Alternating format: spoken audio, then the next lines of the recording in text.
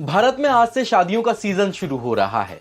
साल 2024 में 77 दिन विवाह के मुहूर्त रहेंगे। इनमें 1 करोड़ से ज्यादा शादी होने का अनुमान जताया जा रहा है। लेकिन क्या आप जानते हैं कि शादी की शुरुआत कब, कहां, कैसे हुई? जब शादियां नहीं होती होंगी तो कैसे लड़का लड़की एक दूजे के साथ रहते थे? इन्हीं सवालों के जवाब और शादियों से जुड़ी रोचक कहानियों को जानेंगे मंडे मेगा स्टोरी में। इसके लिए हमें इतिहास में थोड़ा पीछे जाना होगा, जब इंसान समूह बनाकर जंगल में शिकार किया करता था। यह समूह 30 से ज्यादा लोगों का होता था। इसका लीडर कई महिलाओं के साथ संबंध बनाकर बच्चे पैदा करता था। कुछ थ्योरी बताती है कि खेती किसानी करने वाले लोगों ने जोड़े बनाने की शुरुआत की थी, जबकि ब्रिटिश समाजशास्त्री एडवर्ड वेस्टरमार्क के मुताबिक परिवार का कॉन्सेप्ट मर्दों की वजह से आया, क्योंकि वो यौन संतुष्टि, जीविका के लिए काम और बच्चों के पालन पोषण के लिए महिलाओं के साथ रहने लगे थे। शादी से जुड़ा पहला ऐतिहासिक सबूत करीब 2350 ईसा पूर्व में मेसोपोटामिया देवी इनान्ना और सुमेरियन राजा डुमुजी की कलाकृति में देखने को मिलता है। तो वहीं भारत में हड़प्पा सभ्यता में राखीगढ़ के पास किसी जोड़े को रीति रिवाजों के साथ दफनाया गया था। पर शादी आज जैसी दिखती है वैसी बिल्कुल भी नहीं थी। रिश्ते, रिवाज और साथ रहने के तरीके में वक्त के साथ बदलाव आए। अमेरिकी एंथ्रोपोलॉजिस्ट लुइस हेनरी मॉर्गन के मुताबिक पहले एक ही माता पिता की संतानें आपस में शादी करती थी, फिर सगे संबंधों में शादियां रुकी, लेकिन फिजिकल रिलेशन बनाए जाते थे। शादी के बाद एक महिला से कई लोग संबंध बनाते थे।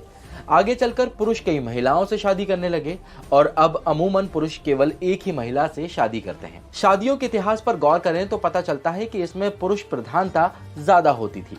यूनान में उस वक्त पिता अपनी बेटी को बच्चे पैदा करने के वचन देने के साथ शादी करते थे। अगर वो बच्चे को जन्म नहीं दे पाई तो उसे वापस अपने पिता के घर छोड़ दिया जाता था। जबकि हिब्रुओं में कई पत्नियां रखने का रिवाज था।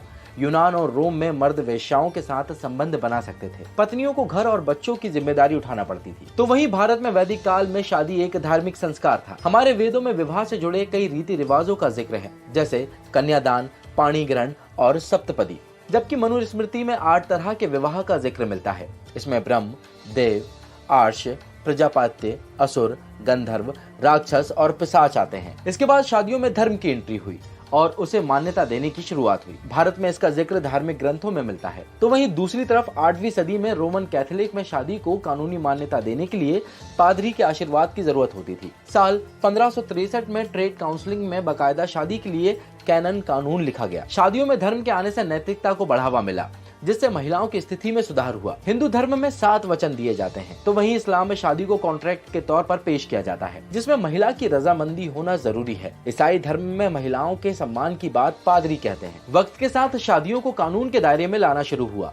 साल 1639 में अमेरिकी राज्य मैसाचुसेट्स में विवाह लाइसेंस की शुरुआत हुई। तो वहीं भारत में सभी धर्मों के अलग अलग कानून हैं।